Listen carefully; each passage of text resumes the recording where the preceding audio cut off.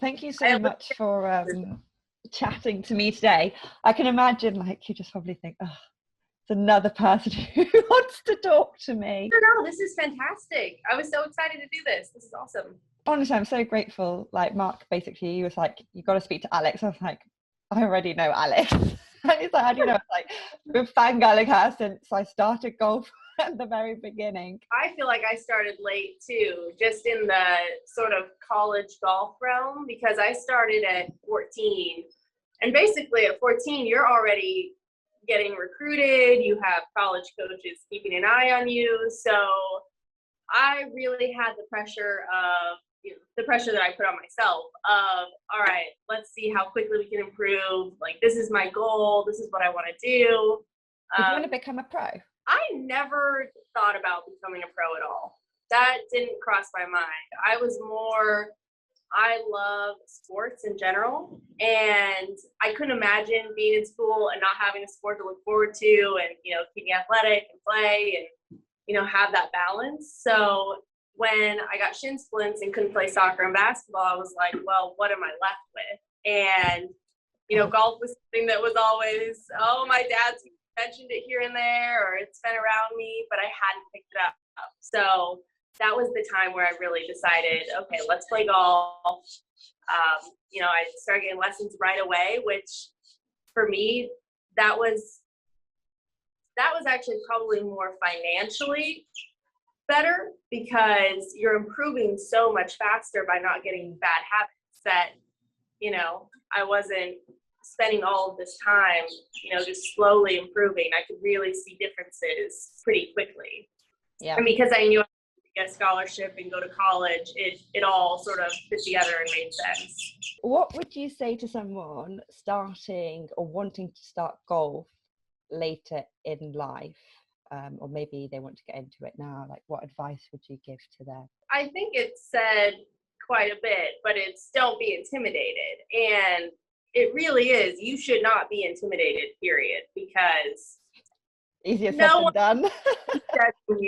There's things you can do that will make you feel more comfortable, which I'm writing a book right now that are going to have a lot of, what I went through, with what you're going through now, that may have been helpful for you to know at the beginning.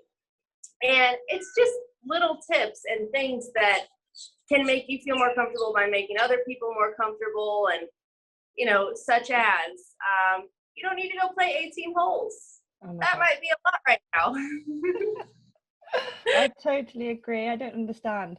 There's a lot of pressure for when you first start playing, for people to say, when are you next playing your first 18 or whatever? And it's so hard to enjoy golf if you can't hit the ball. It's just not fun at all. I think there's something to be learned from just going out and walking with people playing golf. Because as you're figuring out, there's so many rules and etiquette and familiarity to gain before you even pick up a club and start learning the golf swing. What is the backdrop? How many shots? What is a par 4? What is a par 5? So I think there's some things too that you can learn before you even take the sticks that might be helpful. Yeah, I feel like that's nice, like walking around the course, one of the first things I did, and I was like, I have never even knew there were areas of land in this world, which was so pretty. I must have been living in the dumps or something. But they're so nice. And then, and then just like putting. I think putting is such an easy thing to do whilst you're going around with someone, and it's quite fun as well.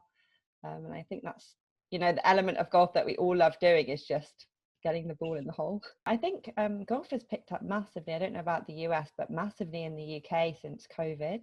I don't know. I just think it's got cooler because it's the only thing you can do. So everyone young is feeling like, oh, let's go play golf then. I went to the ping factory out in Arizona, and they were showing me around, and my club fitter said, yeah, I actually worked weekends here building clubs for a few months because we cannot get enough clubs finished and sent out as orders coming in. That's so they're literally having people in other areas at Ping HQ having to come in, work overtime, work weekends, because there's just this shortage of golf clubs. And there was also a shortage of golf grips. So tons of are buying clubs and getting into golf. Which brings me on to my next question, actually. If you were going to recommend a beginner set of clubs, would you recommend them to get like secondhand, whole set? Would you recommend them just getting like a few clubs? So I would definitely recommend getting something that sort of suits you. You don't want to get something super heavy. So, you know, they have those sort of beginner sets that are, you know, weighted for a beginner. They're going to be a little bit easier to swing.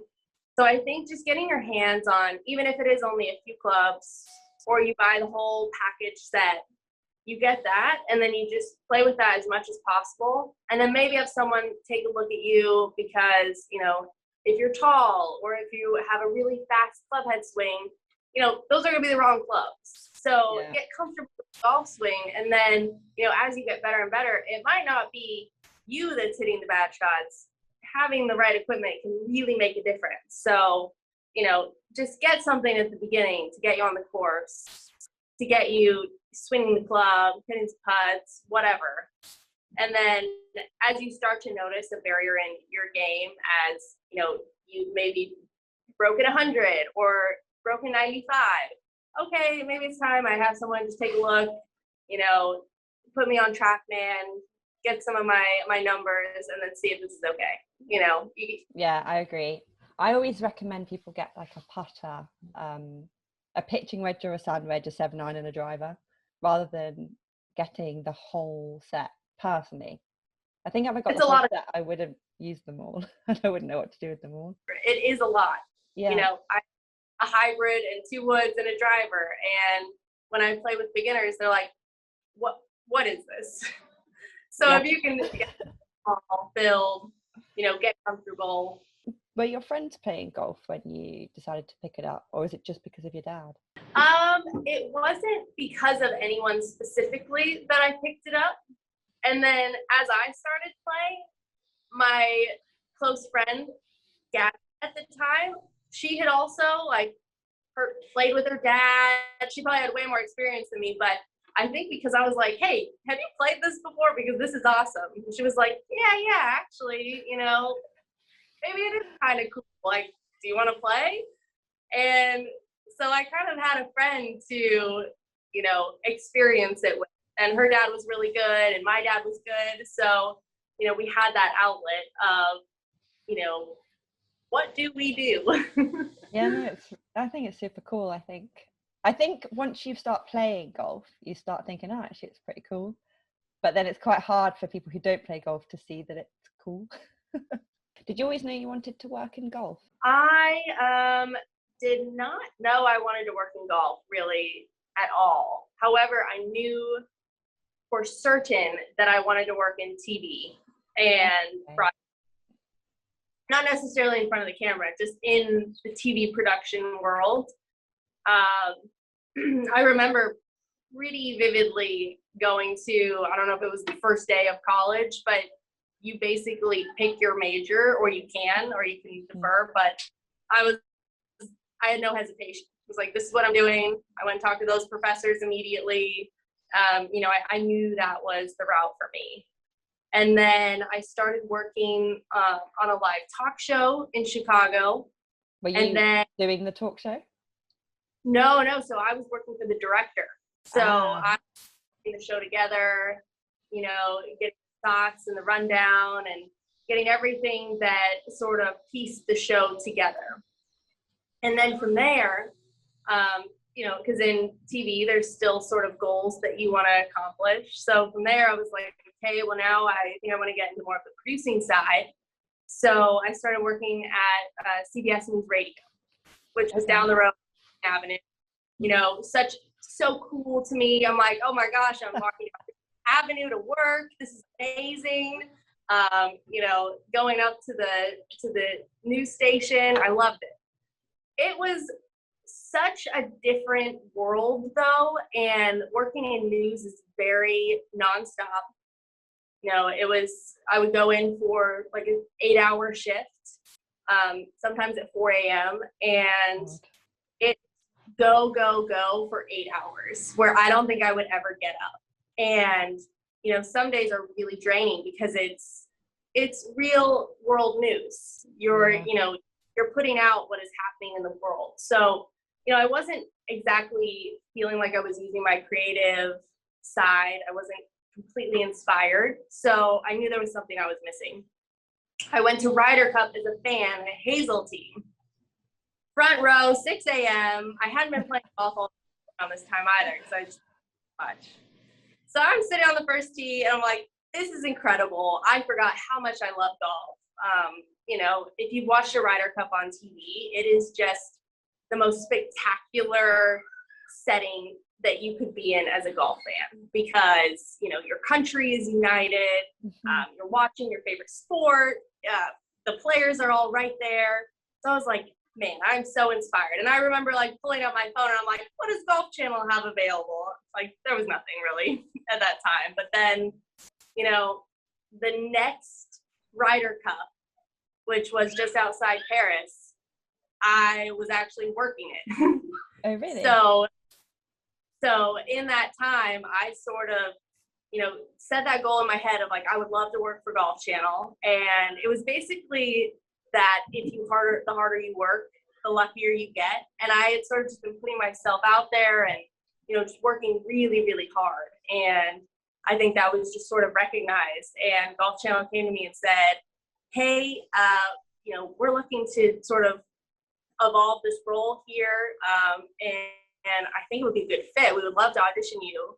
And kind of from there, it has been, what it has been today. So, awesome. That's full circle, story for me, just Ryder Cup to Ryder Cup. So it meant a lot. Yeah, I feel like people, take a bit for granted how hard you've got to work to get to where you are. I think people must look at you and think, wow, Alex is everything anyone could ever want. She gets to travel all over the world. But, it's so nice when you hear someone say, I actually worked really hard to get here. And, I busted my gut off. And I just think it's so nice. Kudos to you for doing it and getting there. Yeah, really. That's for sure. Because, even now, the travel is so fantastic and, I get to do amazing things, but it's still, having to put myself out there every hour of the day, not the most natural thing to live out of a suitcase and, leave behind your family and be on the road week after week. So, I've sacrificed a lot, for something that I love, but you're definitely doing something and putting yourself in uncomfortable situations all the time. So some people don't feel comfortable talking to strangers all day. That's literally my entire life. Do you ever feel lonely because you're traveling all the time and, you're saying you're always meeting strangers, but you're not with necessarily familiar faces all the time? Yeah, it definitely can be. I remember sometimes early on Golf Channel, I sort of had a different role outside of the broadcast role, and the broadcast Golf Channel family, they're very tight. And, my hours were different.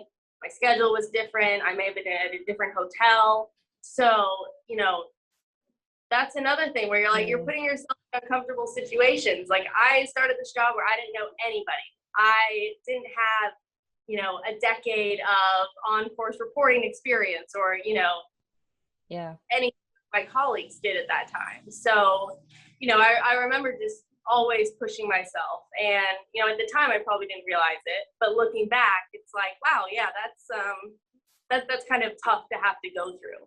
So, I look back and I'm man, I'm proud of myself that I kept going.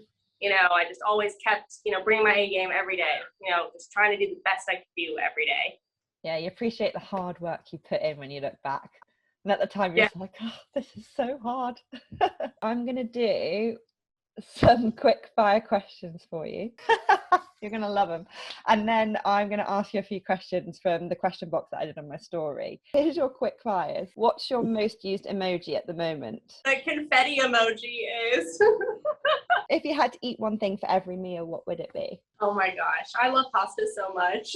So much. Pretty much any kind of pasta, period. Do you have any superstitions? Yeah, I can't think of one that I die hard about, but there's a few just little routine things that I definitely about, where I'm like, oh, I played really well this day, and I did this right before I played. And then in my head, I'm like, well, I have to do that again if I want to play well. Like 40-minute routine or something. I was like, what did you do before the waste management? There must have been some good superstitions to take from that. Oh my gosh. So Matt Killen, who also coaches or lives in Nashville, he was at Waste Management. And, you know, he's helped me so much with my swing just as we've been in Nashville and on the road. And before the shot at Glory, I see him because he walks the last few holes of the Pro-Am with me. And I'm like, yeah, I've got shot at Glory coming up. And he's like, well, do you know what you're going to hit? Do you know what the yardage is? And I'm like, yeah, yardage is 147. I check the wind, like, you know, I've got everything kind of set out. And he's like, well, I've got the TrackMan. Why don't we go hit, you know, 5 shots on the range? So we go to the range and pulls out the TrackMan. It's all PGA Tour players getting ready for Waste Management. And then me over there, like, so I have the yardage of the hole. I know what the wind's doing. I'm like, I'm going to hit 6 iron. He's like, no way. Don't play the shot for if you slightly mishit it. Hit a 7 iron. You'll make it there plenty if you pure it. You're going to pure it. And I hit like 5 on TrackMan. It was the exact right yardage. So I had to hit it perfect. And I got up there and I hit it perfect. You know, it was the closest one.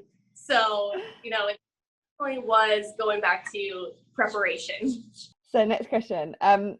What job do you think you'd be terrible at? Maybe being a doctor. I'm a total hypochondriac. So. What's your favorite podcast? My favorite podcast. So I loved listening to podcasts, you know, sort of in my first 4 years of travel. And now that I've maybe been traveling with more people, or having more like emails to write, I've realized that I use that time to sort of just go down my checklist. So that I was spending listening to a podcast, I'm more just getting the things done that I can't do when I'm like out in the field. Because there's still a lot of that to get done. Yeah. Even though I'm doing the fun stuff that is going on camera, there's still like the sort of back end, you know, like this, coordinating. So I sort of just get those done. Yeah, exactly. Which I love having like a checklist of things. So it makes me feel kind of fulfilled when I cross something off. But yes, my podcast time is now sort of gone to getting the rest of my, or, you know, finding a hotel for the next place I'm going to be, or booking flights, getting those sent over. What is a dream you have but are yet to achieve? A dream that I have that I get to achieve. That's interesting. So right now it's really just, you know, figuring out this next stage, which is, okay, goals for this year. You know, what is going to make me happiest? Because I feel like I'm very happy in my career and the trajectory, but now I can focus on, okay, what is going to make me, you know, the happiest and best version of me, so I can keep doing a great job at, you know, whatever role I'm doing at that time. So I think finding the balance, you know, really getting in that time with family and friends, like that's what matters. You know, when people talk about like, oh, Ricky's not playing the Masters. Well, I just saw Ricky and Allison and he looks pretty dang happy. I made his money. Like there's things that, you know, can really make you the happiest. So I think kind of understanding that, and then, you know, building, you know, career, life, home life, family, all of that from there. If not a presenter, then what? Oh, I would definitely still be working in TV. I love production. I love, you know, I would probably, you know, be producing a show, being a writer on it, you know. There's still time. Really part of the whole experience, which I essentially have been my own producer to a point for a long time already, but I could see myself doing it on a much grander scale. You know, maybe for a network show or something like that. You know, I really like putting the pieces together. And I think being a producer is problem solving. And Like, I really don't like when people say to me, like, oh, the problem is this. No, like, what's the solution? You know, tell me what the solution is. So, you know, I want to do something where it's like, okay, this is how we, you know, keep solving problems and make the best product we can.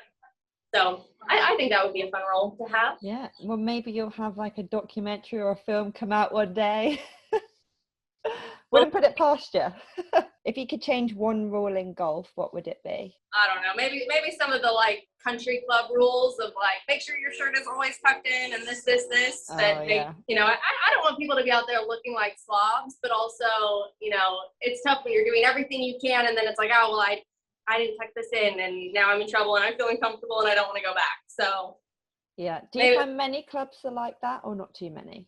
Woken up many times and done research on where am I going, what are the rules, sent out a few texts, like what's the vibe of this club, and you know, from there, like there's a lot of clubs that I just wear pants to, and I'm like, I'm not gonna mess around, like I'm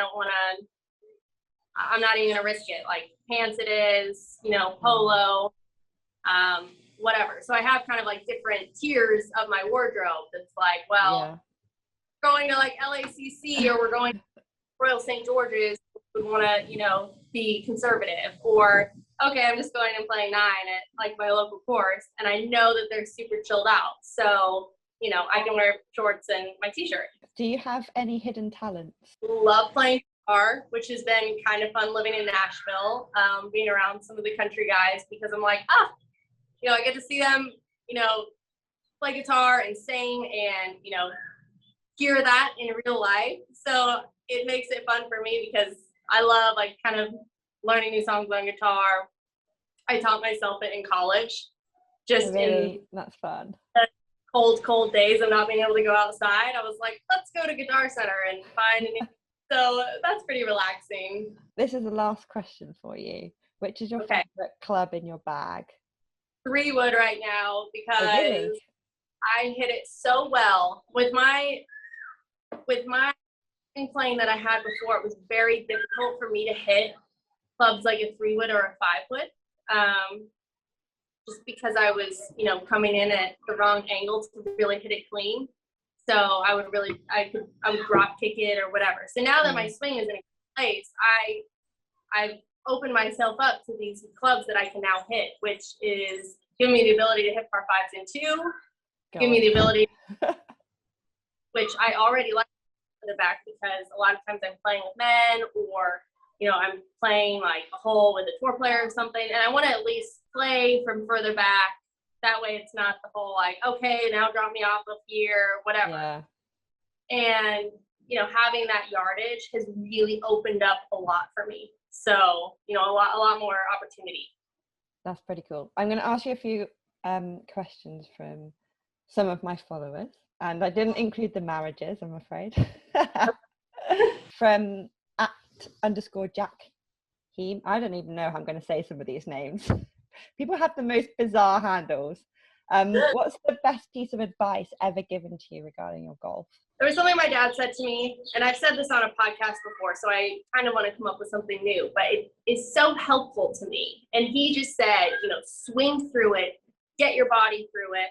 And really, no matter what I'm working on, you know, whether everything's perfect, you still want to swing through it and really like get yourself through the ball. Or if you know, are super tentative and are like trying to like think too much, you really need to get yourself through the ball, because it's almost like commit to the shot, you know, like get your body through it. So, you know, that was something that he told me before a high school match. And, you know, there's still multiple times around where I'm like, oh, I hit that 4. I needed to really get through it because I just did not commit to it. So I think that's good advice. That has to be it. Yeah. Because it's the one thing that stuck with me, you know, for a decade. From @NK_Niaz. I don't know how. Could have been Kania. I don't know. What event are you looking forward to most in 2021? So I don't have too many events already set in stone for the end of the year, but one that I have coming up is RBC Heritage, which is Hilton Head Island.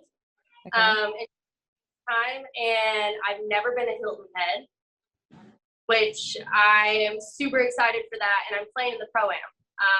So try out a new course, check out a new area, and then, you know, as I feel like really good about my game, I'm excited to play in the Pro-Am because, you know, as I'm still learning more and more about golf and the technology and, you know, course management and how to play the course. So it's so much more fun for me every single time I get to play with a tour player to just see how they play the course, their club selection, you know, what they're doing on the green, what their routine is.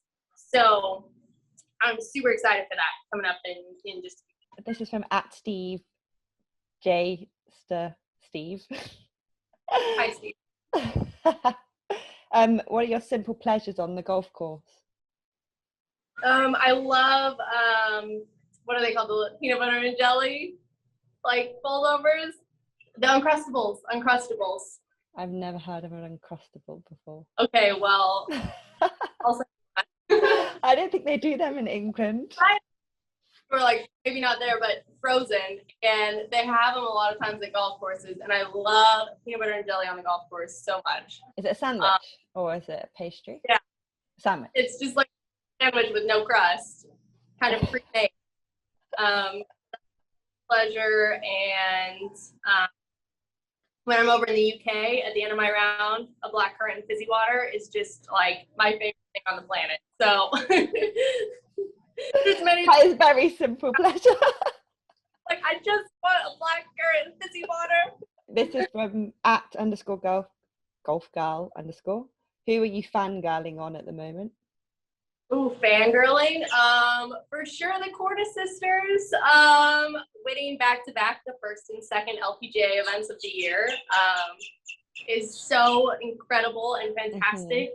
Such a pleasure to call them my friends and get to learn from them because I think they're amazing and they truly love and care about the game and getting better and putting in the work. So yeah, I've been really over them a long time, but more than ever in 2021. How cool would it be to be like a pro with your sibling? Do you not think that would be like the most coolest thing ever? I think that would be amazing. Yeah, it would be so. Do you have any siblings? I have no siblings, so I really think it would be incredible because I've always like, how fun it would be to have a brother or a sister. Yeah. Which, you know, it didn't work out for me, but I love seeing that bond between other families. So yeah. This is the last question. And this is from @StevioZ2133. What's the best part of seeing the female golf game continue to grow? Oh, the best part of it? More people to play. I love playing with women. And, you know, I have a few females that are really good at golf that are so fun to play with. And it's just so enjoyable for me to go on the course with one of my friends, one of my pals. So, you know, that part of women's golf growing is going to be amazing because I want all my friends to play. I'm always taking them to Top Golf, like, okay, do this, take the swing up to here, da, da, da. So I would love to see it grow just because I think it's such a great way to bond with your friends, maybe get you out of trouble if you're young or whatever. So yeah, I agree. I also really like the idea of like couples golf. I don't know why. I just love the idea of like a couples golf holiday, which I've never been on. I've never been on a golf holiday, but I just think the idea sounds so nice. Yeah, like for me, if I go on vacation, which is pretty rare because my vacation now is like going home, but I went on maybe like last year or something like that, and I was like, what do people do all day, especially if you don't play golf, because golf is like, you know, 2 hours. But I just didn't know what to do with myself, so yeah. I think it's a great thing to do with a partner, and you know, you can really learn a lot about each other, and it's such quality time with little distraction that I think it's a great way to grow your relationship as well. Thank you so much, Alex, for all of your time. Appreciate it immensely. As I've said about a billion times already, but I am really grateful. I hope you feel okay after your vaccine. Let me know. I'm probably going to sleep after this. I'll be like, I did my one event of the day. All right. Well, talk. Yeah. Speak soon. Bye. Bye.